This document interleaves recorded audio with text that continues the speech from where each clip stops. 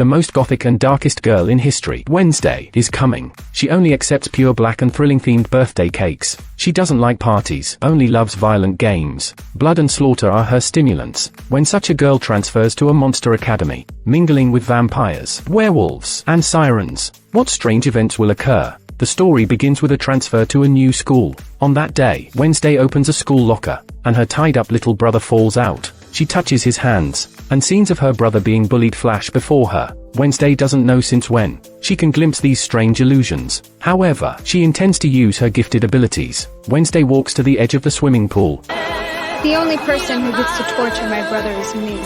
She lifted 2 bags of piranhas, and threw them into the swimming pool. The sharp-toothed fish chased after them. They gnawed off the leader's vital parts. Wednesday was expelled because of this incident. The Addams couple shipped her off another school. She was transferred to Nevermore Academy, which happened to be her mother's alma mater. But Wednesday didn't want to go. The little girl had transferred schools 8 times in 5 years. Her mother and the principal were former roommates. She reluctantly accepted Wednesday. Wednesday was assigned to the dormitory her mother had lived in. Her roommate was Enid. Wednesday disliked colors other than black and white. She was cold towards Enid. However, Enid still enthusiastically showed Wednesday around. Nevermore Academy was filled with supernatural beings. Among them were the 4 main factions: vampires, werewolves, sirens, and gorgons. Enid belonged to the werewolf clan. Soon, her family left in a car. Before leaving, they left a severed hand thing as an eyeliner. And so, Wednesday's school life began. At night, she divided her room in half, forbidding Enid from crossing the line. Then she started her daily writing routine, to ensure her mind stayed clear and organized.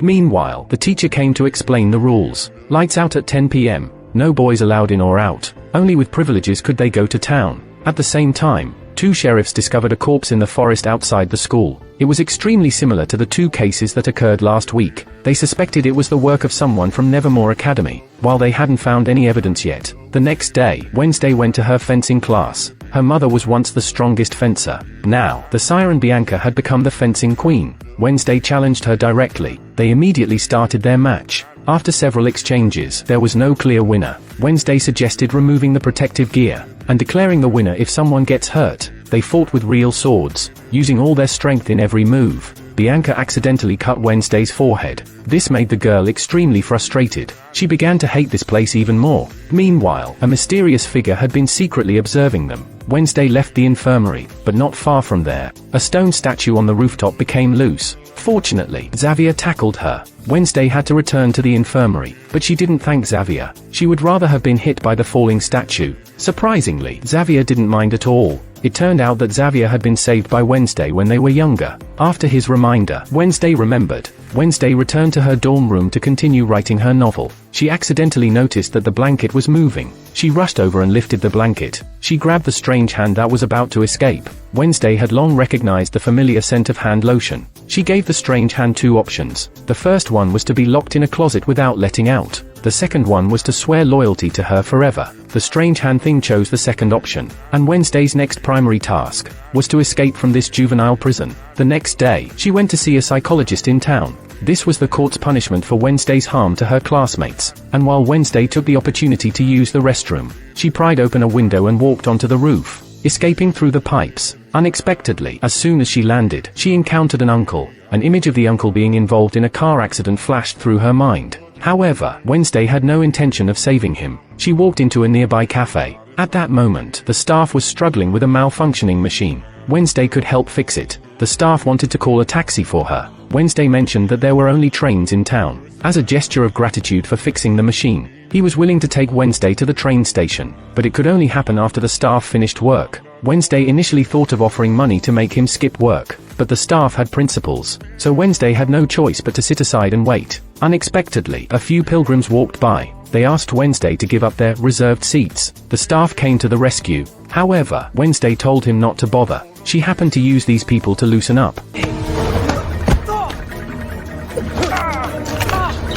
Wednesday knocked down the person in front of her. She used a spinning kick to knock down the tall person in the distance. At that moment, the staff's father, who worked as a sheriff, walked in. The principal also rushed over upon hearing the commotion. They called Wednesday back to school. Unexpectedly, they were stopped by the sheriff. The sheriff and Wednesday's dad Gomez are old acquaintances. He recognized her as part of the Adams family. He warned Wednesday not to get into trouble recklessly. The principal took the girl away. On the way, they saw the scene of a car accident. The driver was the person who hit Wednesday. She could glimpse the future through illusions. Because Wednesday's escape plan failed, she sent Thing to find the staff member, Tyler. The crawling hand nearly scared the boy to death. Tyler swung a stick around wildly, but Thing grabbed the stick. Then it revealed a phone number written in its palm. Tyler dialed the number as instructed and called Wednesday. The other person revealed her escape plan. She planned to escape during the Harvest Festival on the weekend, and hoped Tyler would take her to the train station. The boy gladly agreed, because he knew this town was suffocating. Soon, the Harvest Festival arrived.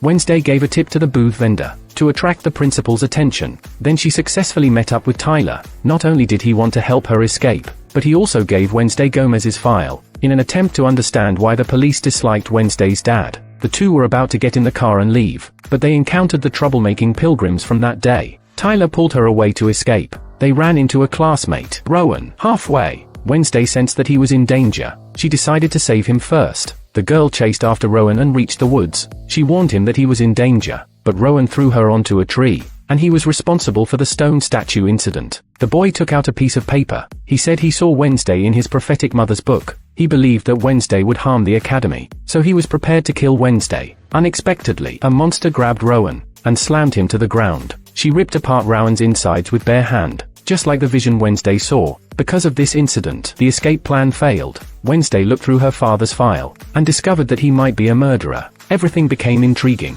She didn't want to leave here temporarily. The next day, the police started to get involved, but the search team couldn't find a body all night. The sheriff took the monster mentioned by Wednesday seriously. It might be related to the series of murders in the town. Unexpectedly, Rowan showed up shortly after. He had no injuries on his body. The principal extended Wednesday's therapy time as a result. In an attempt to correct her habit of lying, Wednesday ran into Tyler as she left the counseling room. He heard about what happened last night, and he believed Wednesday didn't lie. Wednesday couldn't handle this unconditional trust. She turned around and went back to school to find Enid. This gossip girl must know about Rowan. Enid said that guy was a lone wolf. You can go find his roommate, Xavier. Wednesday didn't listen to Enid. Instead, she went to the principal to request a conversation with Rowan. Unexpectedly, she learned that he had been expelled. The principal asked Wednesday what had happened last night. She guessed that Wednesday could see illusions, just like Morticia back then. The principal suggested that she could talk to her mom. Then the principal ordered Wednesday to choose a club to join.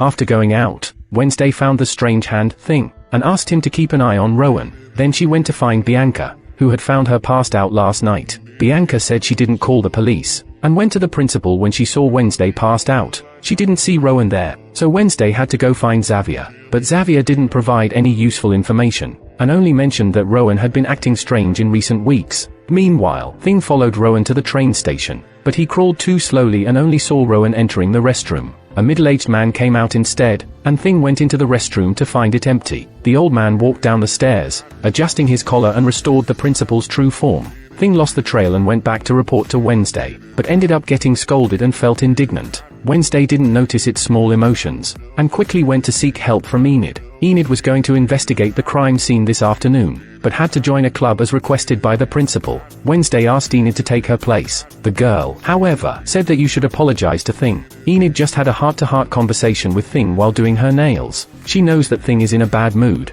and she will only consider helping if Wednesday apologizes. Wednesday found Thing reading magazines, and made a soulless apology, but he wasn't so easily appeased. She had to sit on the bed, and confess about what happened last night, and the prophecy mentioned by Rowan. Only then did Thing calm down, and pat Wednesday as a gesture of forgiveness, and Enid fulfilled her promise to help cover for her. Wednesday was different from ordinary people. She joined the beekeeping club. Wednesday arranged everything and returned to the woods, but was suddenly grabbed by someone. It turned out to be an old acquaintance, Tyler, whose father was patrolling with a hunting dog. Tyler didn't want Wednesday to be discovered, and claimed to have coffee grounds on him to mask the scent. The two of them searched the woods together, and Wednesday saw Rowan's glasses. She bent down to touch the lenses, and saw Rowan arguing with Xavier. Moreover, that page of the prophecy seemed to belong to a book called Book of Shadow. Wednesday returned to the school library, attempting to find that purple book. At that moment, a teacher approached and asked about the situation. Wednesday showed the emblem on the book's cover, and the teacher said it was the symbol of the Nightshades, which had disbanded years ago. As night fell, Wednesday sneaked into Rowan's dormitory, hoping to find that purple book. However, she unexpectedly saw Xavier drawing a portrait of her. Wednesday didn't pay much attention and continued searching. Soon she found a hidden compartment under the bed, containing a mask. At that moment, someone knocked on the door, and Xavier came out of the bathroom to answer it. It was Bianca. The two of them were former lovers, and Bianca realized that Xavier had feelings for Wednesday. She intentionally made harsh remarks, saying that she would confront Enid during the boat race the next day, to see how Wednesday's werewolf roommate would have a mental breakdown. When Wednesday returned and saw Enid crying, she learned that her vampire teammate accidentally consumed garlic, and couldn't participate in the race the next day. Upon hearing this, Wednesday decided to join the boat team, and teach Bianca a lesson, letting her taste the bitterness of failure. The next day, the race proceeded as scheduled. Each team had to row to Crow Island, and retrieve a flag from the Cleaston dungeon. The first team to cross the finish line with the flag would win. As the gunshot sounded, everyone immediately set off. Bianca had already stationed helpers on the shore, and one of them took off their clothes and jumped into the water, revealing a siren tail as they swam towards the boat teams. Meanwhile, the wizard team also activated their switches, and used axes to attack the Black Cat team where Wednesday was. However, they soon found themselves in trouble, as a siren from underwater grabbed the wizard's boat, and pushed it onto an obstacle, successfully causing them to capsize. Wednesday took out a telescope, and noticed something unusual. She commanded Thing to take action, and the Black Cat team shot a fishing net from their boat, capturing the siren completely. Shortly after, Wednesday's team landed behind the clown team. Wednesday instructed her roommate to guard the boat, ensuring that Bianca wouldn't have a chance to sabotage it. Then, she rushed into the forest to search for the flag. Enid was not to be underestimated either. She sent Thing to distract the clown team guarding their boat, and proceeded to scratch the boat with her werewolf claws. On the other side, Wednesday was the first to reach the destination, and grabbed the Black Cat team's flag. Little did she know, the next moment, she collapsed unconscious. When she got up, she found herself surrounded by an illusion in the forest. A girl who looked exactly like Wednesday appeared, leaving behind the phrase, "You are the key," before disappearing. Wednesday woke up from the illusion, grabbed the flag, and hurriedly returned to the shore. However, the other two teams had already set off. Fortunately, the clown team's boat was damaged by scratches, and started leaking shortly after they rowed away. The Black Cat team quickly surpassed the other teams. Wednesday pressed a switch, revealing spikes on their boat. Just as they were about to approach the Beetle team, the siren caught up and grabbed the Black Cat team with its hands. Thing sensed something was wrong, and quietly entered the water. It swam up to the siren and punched it. The Black Cat team broke free from the obstacles, and approached the enemy's boat. The spike scratched the Beetle team's boat, leading to their victory. The principal presented the trophy to Enid, but Wednesday walked to a corner. The girl took a breath of relief, and unexpectedly noticed the Nightshade's emblem on the statue. Yet Enid pulled her back to the scene. The principal approached,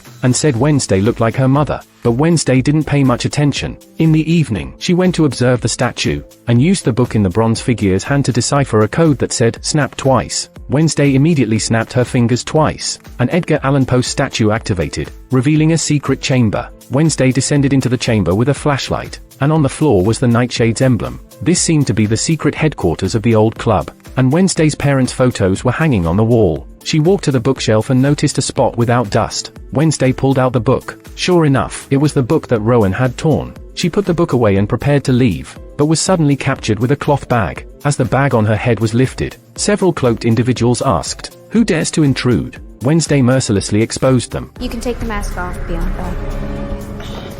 It turned out that they were just a few students. Wednesday called Xavier over, and took out the paper from her pocket, explaining that she followed the emblem into the secret chamber. Bianca explained that the Nightshades was an elite club that had been shut down 30 years ago due to the death of a normal student. They had restarted the club, and ordinary people couldn't join. Rowan had been kicked out last semester. Wednesday interrupted Bianca, stating that she didn't want to join the Nightshades, and had already freed herself from the ropes 5 minutes ago. She snatched the paper and left. She returned to her dorm room and pieced the painting together, discovering the name of another pilgrim on it. The next day, she went to the location depicted in the painting, where the principal held a meeting. It was Outreach Day, and the students were supposed to perform at the inauguration ceremony of a commemorative statue. Enid was assigned to the Pilgrim's World, while Wednesday was assigned to Uriah's Emporium, a peculiar antique shop. At that moment, the principal approached, and struck up a conversation. She knew Wednesday played the violin, and asked her to perform in town. Later, everyone boarded a small car and arrived in the town. Wednesday noticed Xavier staring at a wall in a daze. She couldn't help but walk over and ask.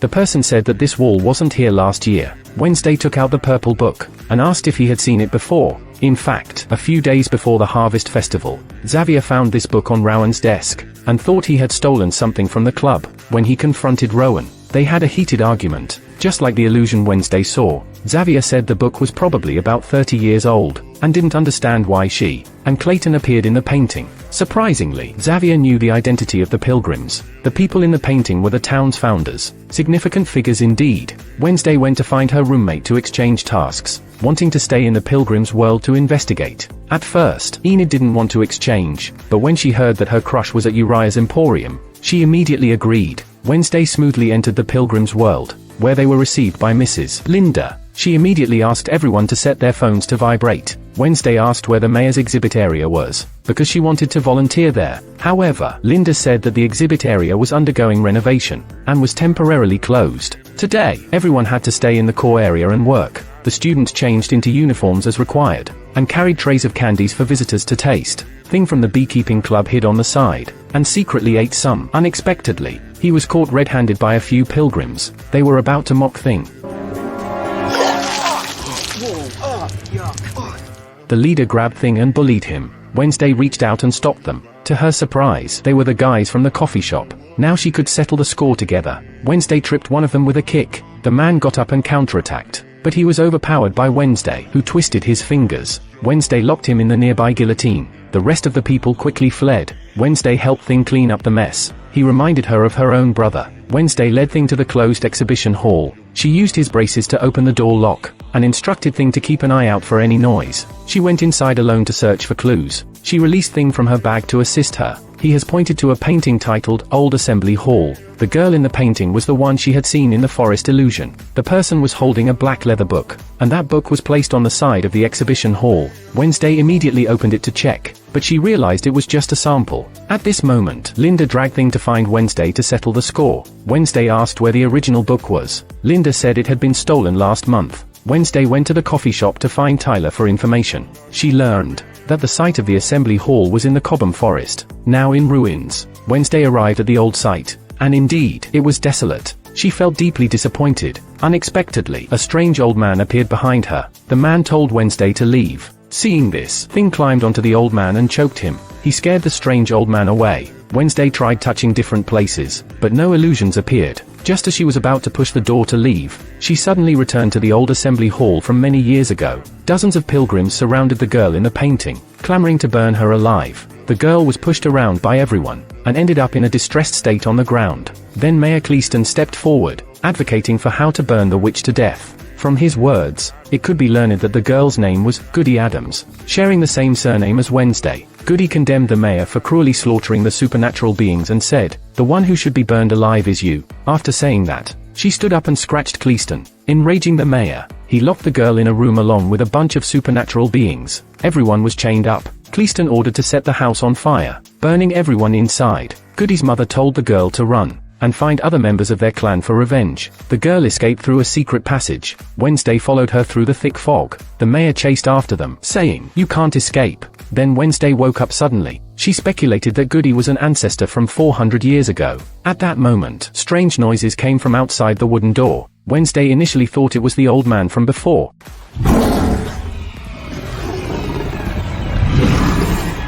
She went outside to observe the footprints, and discovered that the monster was a human.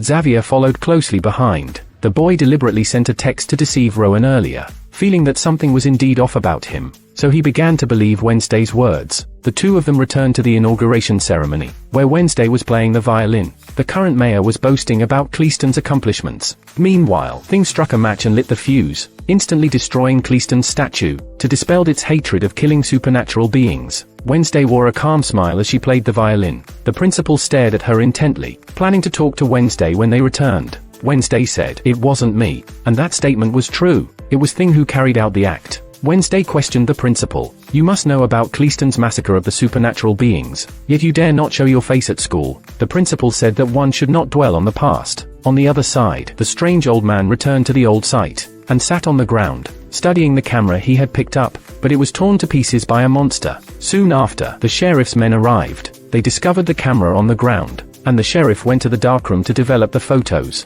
The monster's face gradually appeared. Upon hearing the news, Wednesday immediately took Thing, and sneaked into the morgue. Wednesday found the body of the old man, while Thing went to the copy room to reproduce some documents. The deceased had multiple scratches on their body, and their left foot was missing. At that moment, Thing ran back and informed Wednesday that the sheriff was coming. Wednesday pushed the body back to its original position, and hid in the shadows. The medical examiner led the sheriff to the freezer, where the deceased's foot was soaking. The killer took 2 toes from the deceased, which was highly suspicious. The sheriff instructed the medical examiner to deliver the autopsy results to the office immediately. After the sheriff left, the medical examiner noticed that a cabinet was left open. He opened it and found Wednesday lying inside. Due to Wednesday's perpetually lifeless face, the medical examiner didn't notice anything unusual, and left after finishing work. Thing hurriedly went to rescue Wednesday. Yet, Wednesday wanted to lie down for another 3 minutes. The next day, she contemplated the copied documents. Wednesday noticed that all the victims were missing a certain body part. This indicated that the killer was collecting trophies. Even during the carnivorous plant class, she was still pondering the case. She accidentally noticed a wound on Xavier's neck. To investigate what happened, Wednesday immediately started following him. Xavier walked out of an abandoned house, and as soon as he left, Wednesday went inside. To her surprise, the house was filled with portraits of monsters. It seemed that this artist had an extraordinary muse. As Wednesday was about to take a few of the paintings and leave, she unexpectedly encountered Xavier returning. Wednesday lied and claimed that she had just come to find him, asking Xavier to show her around the house. He made excuses and asked Wednesday why she was looking for him. With no other options, Wednesday decided to invite him as her dance partner, using the opportunity to investigate Xavier. The boy, of course, agreed. When Enid heard that she was going to the dance, she wanted to take Wednesday shopping for clothes. What kind of dystopian hellscape is this? Wednesday turned and walked away. Suddenly, Thing pointed to a display window at Uriah's Emporium, where there was a very beautiful Gothic-style dress. Wednesday took note of it, and went to find the sheriff to propose a collaboration, also handing over Xavier's painting to him. The sheriff asked her to exchange more clues for information. As soon as Wednesday stepped out, she ran into Tyler, who was intentionally inquiring about the dance. Upon hearing that Wednesday invited Xavier, Tyler became extremely jealous, and they had a heated argument. Wednesday went to the hive, and moved her research base there, because Enid couldn't bear to look at the victims' photos. Thing felt that the circle in the painting looked familiar, so he led Wednesday to a cave entrance that resembled the location in the drawing. They entered to investigate, and the ground was littered with animal skeletons. While a pair of handcuffs hung on the wall, Wednesday found a piece of nail, and went to Xavier's secret studio to collect DNA for comparison with the claw. Unexpectedly, while she was searching, Xavier pushed open the door. Wednesday asked what was up with the paintings, and Xavier explained that he had been having dreams about monsters for the past few weeks, and could only express his frustration by painting them.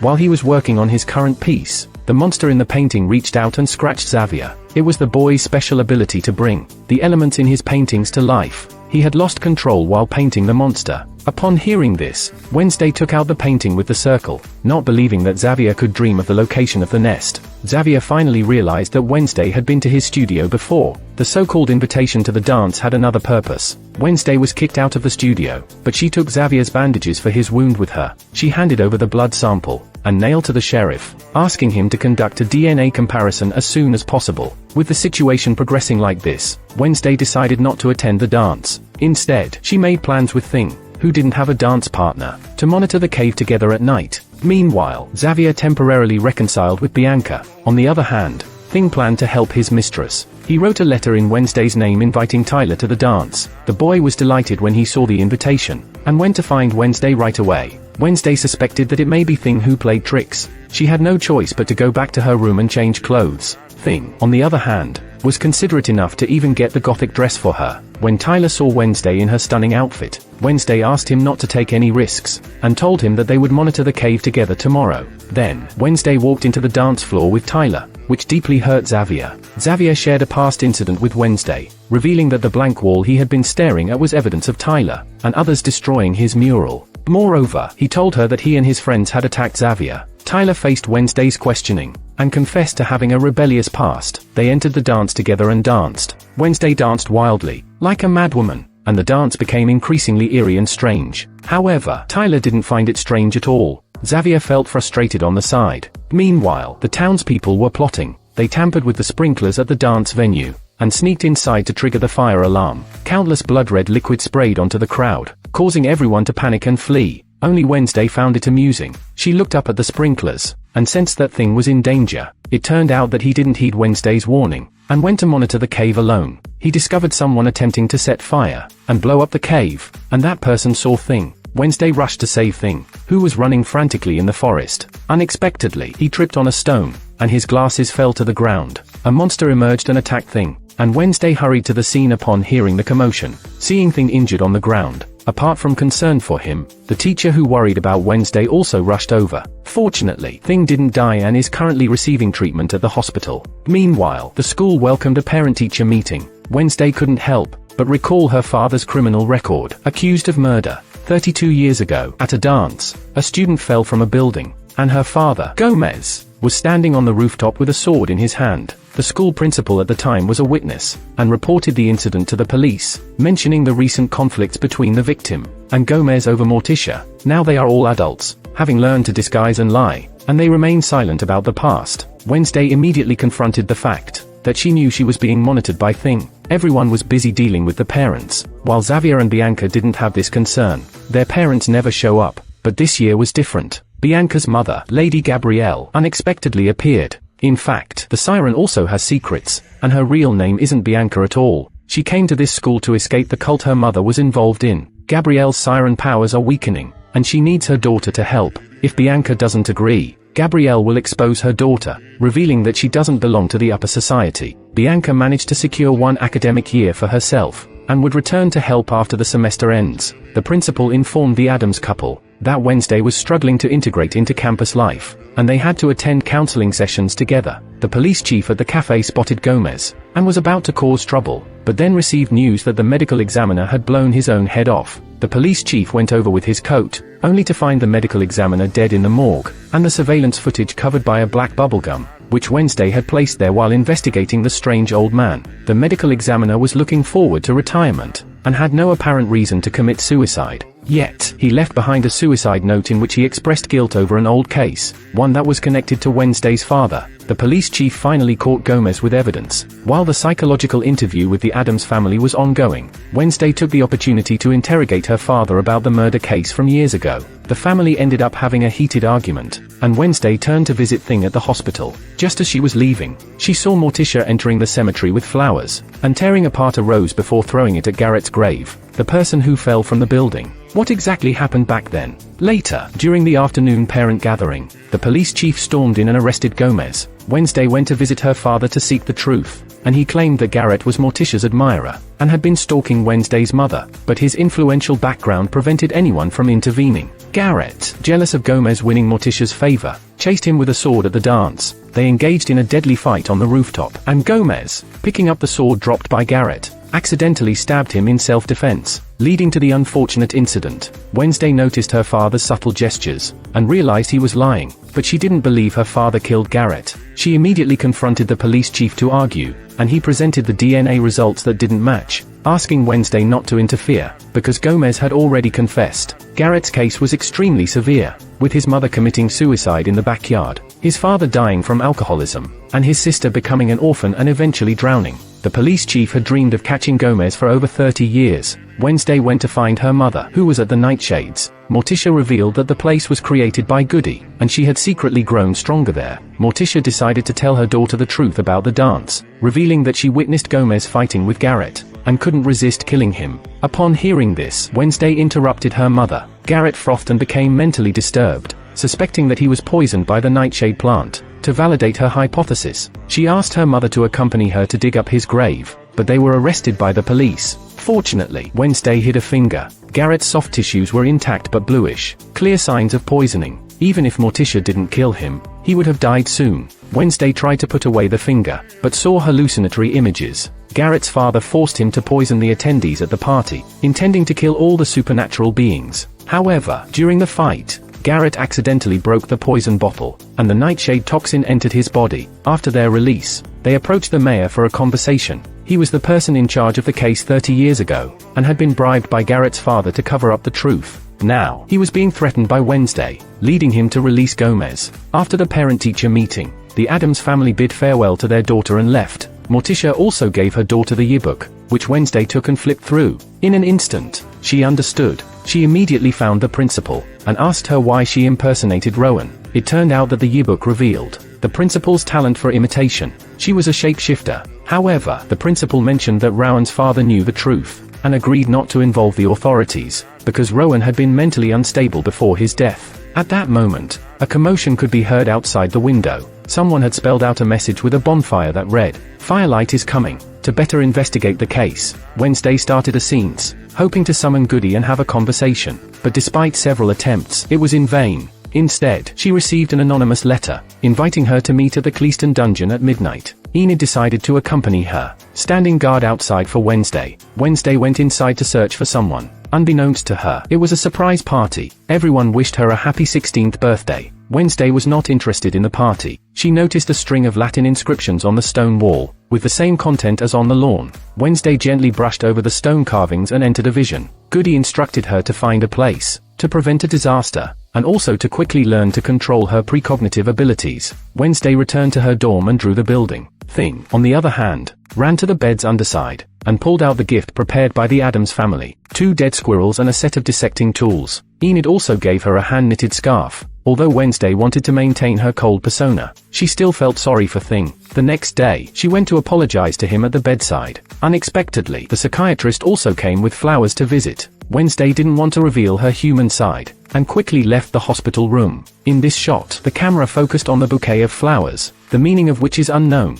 Wednesday took the drawing of the building and looked for Tyler, but Tyler didn't recognize it, so she had to go find Xavier. Unexpectedly, Xavier had also dreamt of the same scene, and this was Garrett's old mansion. The current mayor produced evidence of Garrett's sister's death, and instructed the assistant to pay attention to any sudden lights in the deceased's old house. In the afternoon, Wednesday headed to Garrett's old mansion, and as she approached the entrance, she noticed someone, and it turned out to be the current mayor. The mayor walked to the side of the road and made a phone call, informing the sheriff that he had found a lead. Wednesday asked Thing to distract the mayor, while she took the opportunity to hide in the mayor's car. Soon they arrived at the coffee shop. The mayor got out of the car and headed towards the sheriff.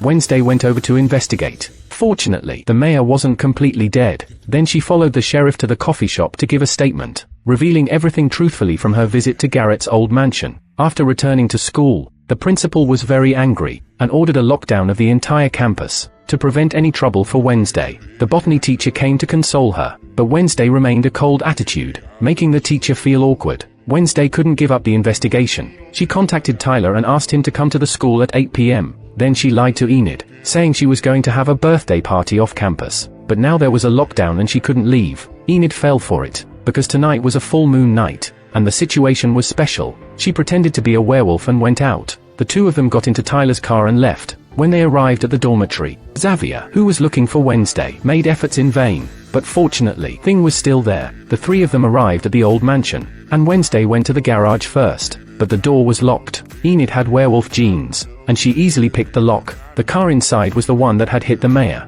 and they entered the room to search. The interior was in a dilapidated state. Wednesday walked towards the bookshelf, and noticed that the patterns on the pillars were not covered in dust. She reached out and pressed on it, triggering a mechanism, and a secret room opened. Inside, there was an altar dedicated to Cleaston. Wednesday approached and touched the candles, realizing they were still warm. She asked Tyler to check the first floor, while she took Enid upstairs to investigate. The two of them found a bedroom. The bed was neatly made without any cobwebs, and there was a yellow rose placed on the table, same as the flowers taken by the psychiatrist. There was a music box on top of the cabinet at the foot of the bed, and it had the initials LG written on it, which stood for Garrett's sister, Laurel. According to legend, she drowned overseas 25 years ago. At that moment, they heard the sound of something breaking, and the two of them immediately got up and left. Unexpectedly, they heard Tyler shouting downstairs, and the shadow of a monster appeared at the staircase. The two of them quickly hid in the elevator shaft. They closed the small door to keep the monster outside, but the monster was unwilling to give up,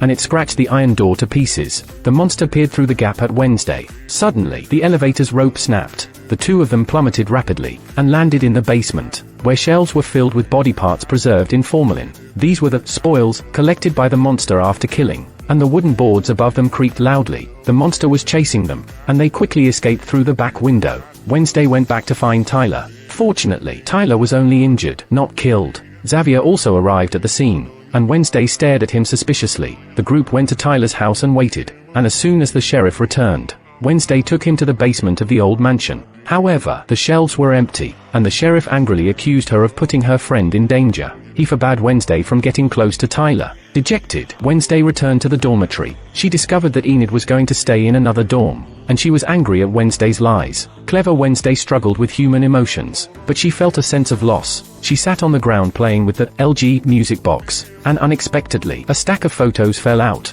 Most of them were candid photos of Wednesday, and it seemed like Wednesday was getting closer to the truth. And last night, someone had infiltrated the hospital and removed the mayor's breathing tube. Most of the town's residents attended the mayor's funeral. Wednesday knew that the killer was among them. After the funeral was over, she noticed someone standing behind a tree. She hurriedly chased after them, running deep into the woods.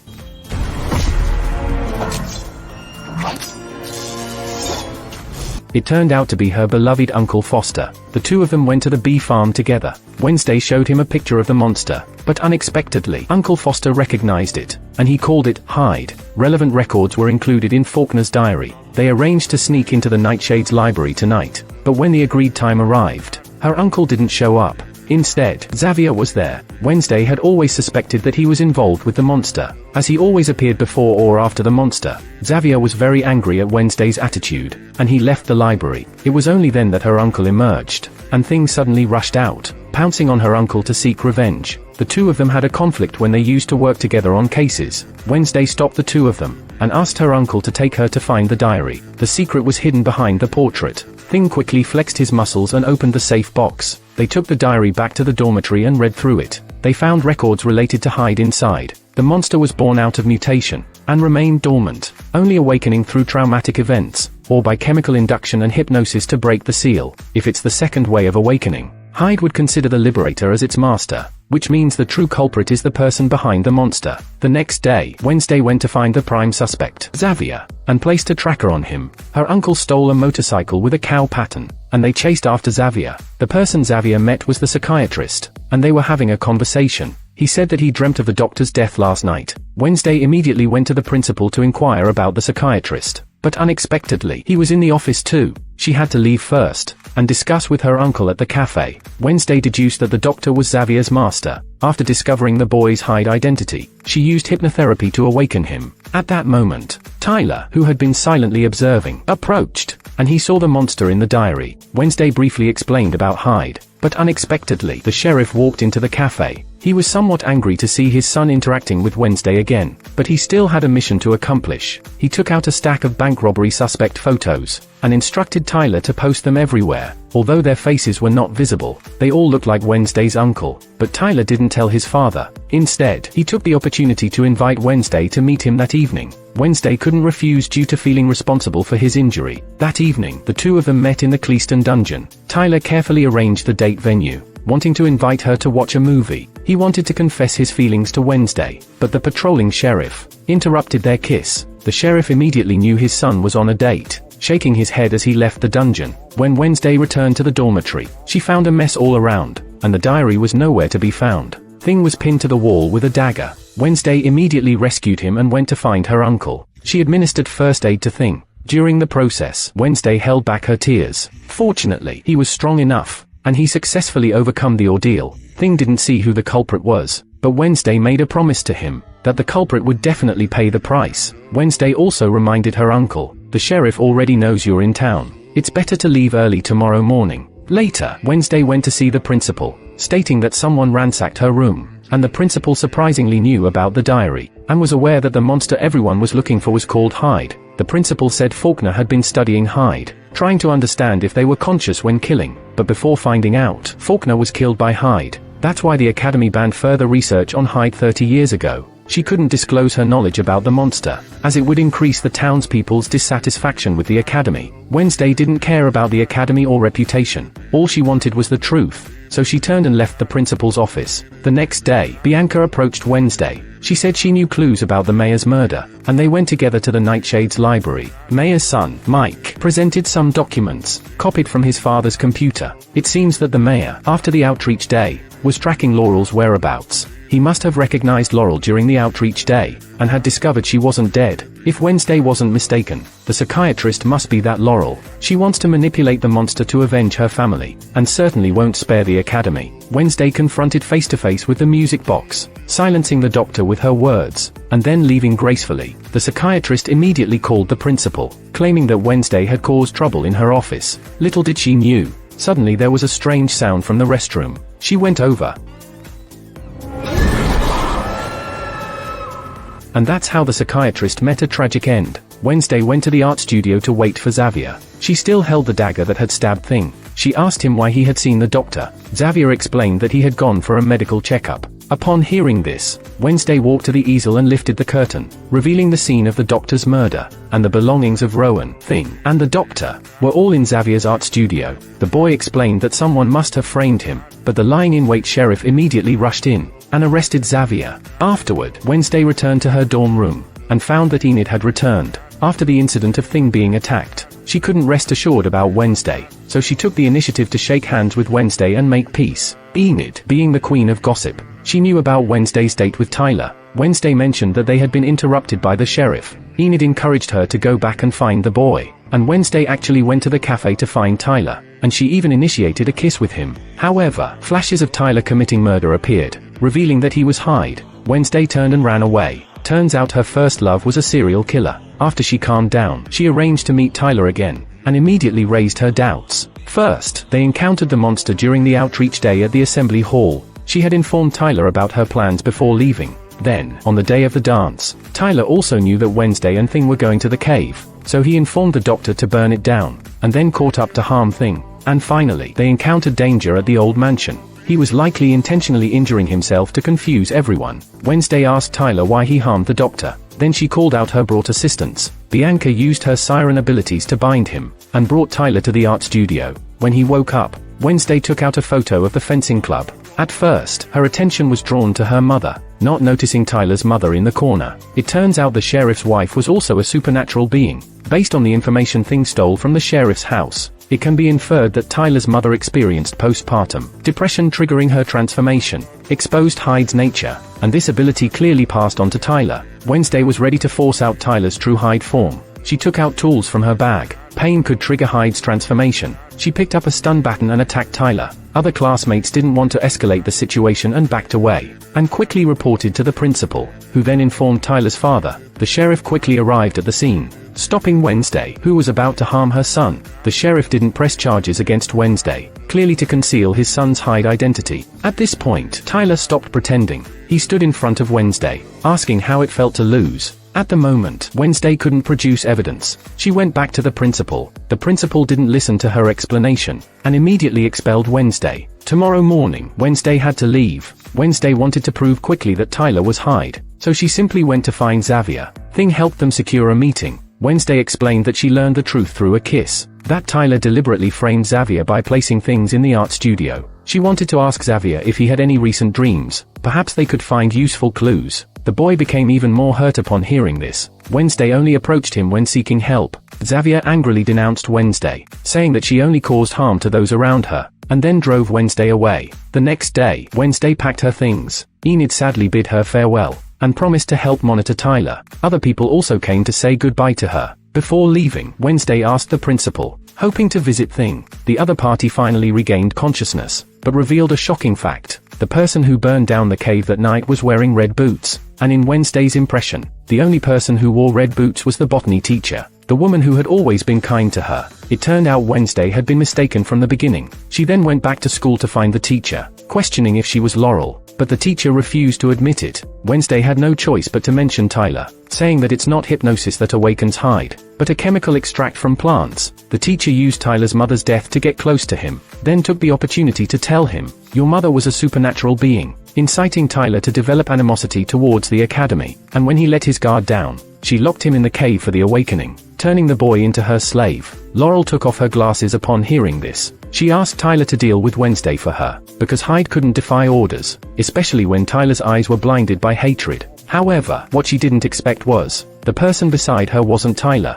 but the principal who could shape-shift. The teacher took out a syringe and stabbed it at the principal, and the principal fell to the ground, dead. Wednesday recognized it as nightshade poison, but before she could react, Laurel knocked her unconscious. Thing, hidden in the shadows, witnessed everything, and hurriedly went to find Enid. Enid was on the phone with Thing. After hearing Thing's description, Enid called her stone-skinned boyfriend to join her. Thing on the phone sensed the danger, and also prepared to rescue. Meanwhile, Wednesday was locked in a dungeon. Laurel stated that her ancestors were the Cleaston, who harbored deep hatred for supernatural beings. She had Tyler collect body fragments, in order to resurrect the Cleaston, and she had the Dark Book of Goody in her possession. Wednesday's ancestors, using their blood, sealed Cleaston in a stone coffin, and only direct descendants could open it, which is why Laurel captured Wednesday. She cut Wednesday's hand and placed it on the stone coffin, then held the dark book and recited an incantation. The body parts on the ground lit up one after another, and in an instant there were flashes of lightning and thunder. Electric waves shot out from the stone coffin towards the body parts, followed by a large outpouring of black mist.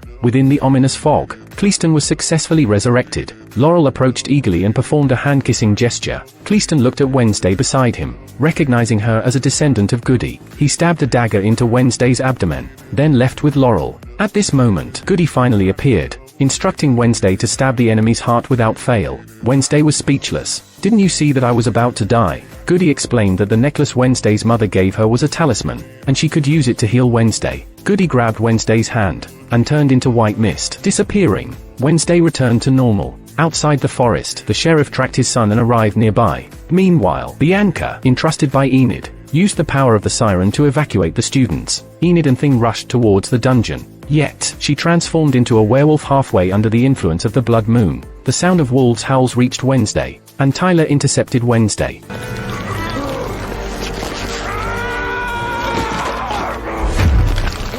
Tyler transformed into Hyde's form and grabbed Wednesday. At a critical moment, werewolf Enid arrived. She stayed behind to buy time. Wednesday quickly ran back to the school, but Enid was no match for Hyde. Fortunately, the sheriff arrived in time and fired at his son. The werewolf took the opportunity to attack, and made Tyler transform to original form, followed by reverting to her human form. At this moment, the school was as predicted, in a dire situation. Wednesday picked up the sword her mother once used, and approached Cleaston. Before she could make a move, Xavier shot an arrow. Thing released him, but Cleaston waved his hand, and the arrow changed direction and shot towards them. Wednesday stood in the way and blocked the arrow, letting Xavier go help the classmates. She immediately pulled out the arrow, picked up the sword again and charged towards Cleaston. The two of them engaged in a duel at the school. However, Cleaston had powerful magic, and easily shattered Wednesday's sword. He raised his wand and knocked down Wednesday. At a critical moment, Bianca launched a surprise attack from behind, but was knocked away by Cleaston. Wednesday seized the opportunity, grabbed the broken sword,